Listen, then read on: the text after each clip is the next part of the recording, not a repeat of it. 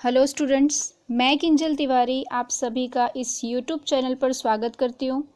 जो स्टूडेंट्स ये वीडियो पहली बार देख रहे हैं वो इस चैनल को सब्सक्राइब करें, जिससे जैसे ही नया वीडियो इस चैनल पर अपलोड होगा आपको उसका नोटिफिकेशन आ जाएगा। इसके साथ ही इस चैनल के लिंक को अपने फ्रेंड्स के साथ शेयर कीजिए, जिससे वो भी घर बैठकर पढ़ाई कर सकें। आज का हमारा सब्जेक्ट है इंग्लिश ग्रामर। इंग्लिश ग्रामर में हमने ग्रामर पढ़ना शुरू किया था। ग्रामर में हमने पहला टेंस पढ़ा था जो था सिंपल प्रेजेंट टेंस। जिन बच्चों ने अभी तक वो वीडियो ना देखा हो तो उस वीडियो का लिंक मैंने डिस्क्रिप्शन बॉक्स में दिया है, आप उस पर क्लिक करके उस वीडियो को देख सकते हैं। आज हम पढ़ेंगे हमारा दूसरा टेंस जो है simple past tense. Simple past tense का मतलब है सादा भूतकाल। अब इस टेंस को पढ़ने से पहले इस टेंस को पहचानना कैसे है, इस टेंस के वाक्य कैसे बनाने हैं, उसके बारे में पढ़ लेते हैं। तो पहला नियम है इस टेंस को पहचानने का या इसके वाक्य को बनाने का, ऐसी कोई क्रिया जो भूतकाल में हुई या तो फिर नहीं हुई, ये इसकी पहचान है।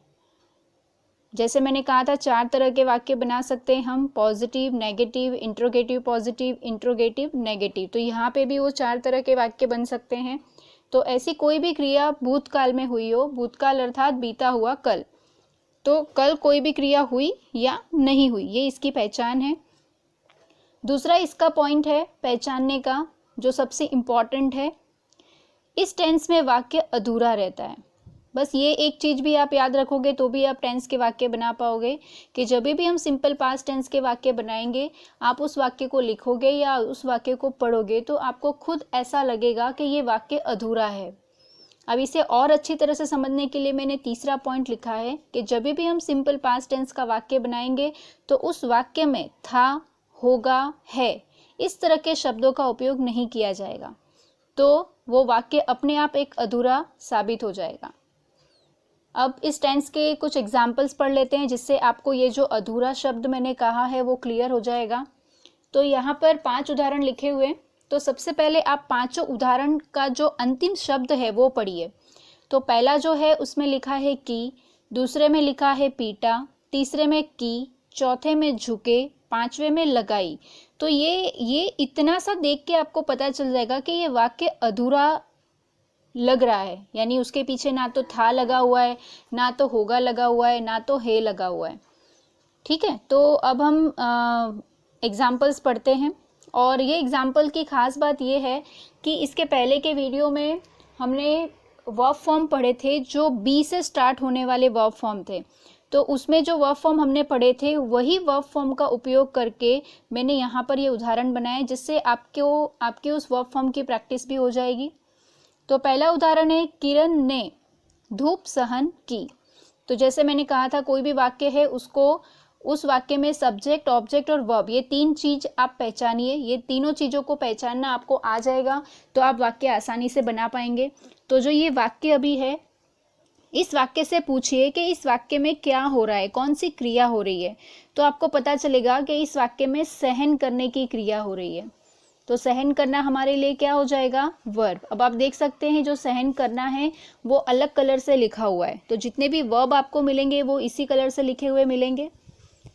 फिर दूसरा प्रश्न जो हमारी क्रिया है उससे पूछिए कि कौन सहन कर रहा है या किसके द्वारा सहन किया जा रहा है। तो क्या आंसर मिलेगा हमको, किरण। तो किरण हमारे लिए क्या हो जाएगी, सब्जेक्ट। अब देख सकते हैं जो किरण है वो तिरछा लिखा हुआ है, इटालिक में लिखा हुआ है। इसका मतलब जो भी जो सब्जेक्ट मिलेंगे आपको वो इस तरह से तिरछे लिखे हुए मिलेंगे सारे उदाहरण में। अब तीसरा प्रश्न पूछिए कि वो क्या सहन कर रही है। तो आंसर क्या मिलेगा आपको, धूप। तो ये धूप हमारे लिए क्या हो गया, ऑब्जेक्ट। मिल गए हमें सब्जेक्ट, ऑब्जेक्ट, वर्ब तीनों। अब जो ऑब्जेक्ट है वो एज इट इज लिखा हुआ है, उसमें मैंने कोई फॉर्मेटिंग नहीं किया हुआ है, तो आप सब्जेक्ट, ऑब्जेक्ट, वर्ब तीनों अच्छी तरह से आइडेंटिफाई कर पाए। अब बढ़ते हैं दूसरे एग्जाम्पल की तरफ। दूसरा एग्जाम्पल है राजू की मम्मी ने उसे बहुत पीटा। तो इस वाक्य में क्रिया क्या हो रही है, पीटने की। तो जो पीटना है वो हमारे लिए क्या हो गया, वर्ब। अब पीटना से पूछिए किसने पीटा, तो राजू की मम्मी ने। तो राजू की मम्मी हमारे लिए क्या हो गई, सब्जेक्ट। अब उसकी मम्मी ने किसे पीटा, राजू की मम्मी ने किसे पीटा, तो उसे हमारे लिए क्या हो जाएगा, ऑब्जेक्ट। तीसरा उदाहरण, उसने पढ़ाई शुरू की। तो वापस पहला प्रश्न वाक्य से पूछिए, क्या हो रहा है वाक्य में, तो कौन सी क्रिया हो रही है, तो शुरू करने की। तो शुरू करना हमारे लिए क्या हो जाएगा, वर्ब। किसने शुरू किया, तो उसने, तो वो हमारे लिए क्या हो गया, सब्जेक्ट। क्या शुरू किया, तो पढ़ाई, तो वो क्या हो गया, ऑब्जेक्ट। चौथा उदाहरण, हम अंग्रेजों के सामने नहीं झुके। अब यहाँ पे आप वाक्य देख सकते हैं, नेगेटिव लिखा है, नहीं मतलब नकारात्मक वाक्य है। तो यहाँ पर भी वैसे ही हमको प्रश्न पूछना है जैसे बाकी के एग्जाम्पल में किया था। वाक्य से पूछिए कौन सी क्रिया हो रही है, तो झुकने की। तो झुकना हमारे लिए क्या हो जाएगा, वर्ब। अब प्रश्न पूछिए वर्ब से कि कौन नहीं झुका, तो हम। तो हम क्या हो जाएगा हमारे लिए, सब्जेक्ट। कौन नहीं, किसके सामने नहीं झुके, तो अंग्रेजों के सामने, तो वो क्या हो गया हमारे लिए, ऑब्जेक्ट। ठीक है, ऐसे ही पांचवा उदाहरण, उन लोगों ने शर्त लगाई। तो क्रिया क्या हुई यहाँ पर, शर्त लगाने की। किसने लगाई, उन लोगों ने, तो वो हमारे लिए क्या हो जाएगा, सब्जेक्ट। अब यहाँ पर आप देख सकते हैं ऑब्जेक्ट कुछ भी नहीं बचा। तो मैंने कहा था पहले भी, कई सारे वाक्य ऐसे होते हैं जिसमें ऑब्जेक्ट नहीं होता है, तो कोई दिक्कत नहीं। फिर अब और कुछ उदाहरण देख लेते हैं हम। मैंने ट्रैफिक का नियम तोड़ा। तो यहाँ पे क्रिया क्या हो रही है, तोड़ने की। तो ये हमारे लिए क्या हो गया, वर्ब। कौन तोड़ रहा है, तो मैंने, तो ये क्या हो गया हमारे लिए, सब्जेक्ट। क्या तोड़ा, तो ट्रैफिक का नियम, तो वो हमारे लिए क्या हो जाएगा, ऑब्जेक्ट। अब एक और बात यहाँ पर मैं बताना चाहती हूँ कि ये जो भी वर्ब्स आपको मिल रहे हैं, तो जैसे मैंने वर्ब फॉर्म सिखाए थे उसमें V1 था, V2 था, V3 था। तो जब भी आप सिंपल पास्ट टेंस का वाक्य बनाएंगे इंग्लिश में, जब उसको ट्रांसलेट करेंगे, तो जो वर्ब फॉर्म है उसमें जो V2 है, वर्ब का सेकेंड फॉर्म है, वो सारे के सारे सिंपल पास्ट टेंस में उपयोग किए जाएंगे। जैसे यहाँ पे तोड़ा है, तो उसका वर्ब क्या, तोड़ा जो है उसका इंग्लिश क्या होता है, ब्रेक। तो ब्रेक, जब आप सिंपल पास्ट टेंस में इस वाक्य को ट्रांसलेट करेंगे तो आपको ब्रेक नहीं लगाना है, उसका V2 क्या होगा, ब्रोक। तो यहाँ पर आपको ब्रोक वर्ब का यूज करना है। तो इसीलिए मैंने वर्ब का तीनों फॉर्म आपको लर्न करवाया है, जिससे आगे कोई भी टेंस आप सीखेंगे तो आपको उसमें सरलता रहेगी वर्ब फॉर्म यूज करने में। अब बढ़ते हैं आगे का उदाहरण, माँ बाजार से सब्जी लाई। तो क्रिया क्या हो रही है, लाने की, तो वो हमारे लिए वर्ब हो गया। कौन लाया, तो माँ लाई, तो वो हमारे लिए सब्जेक्ट हो गई।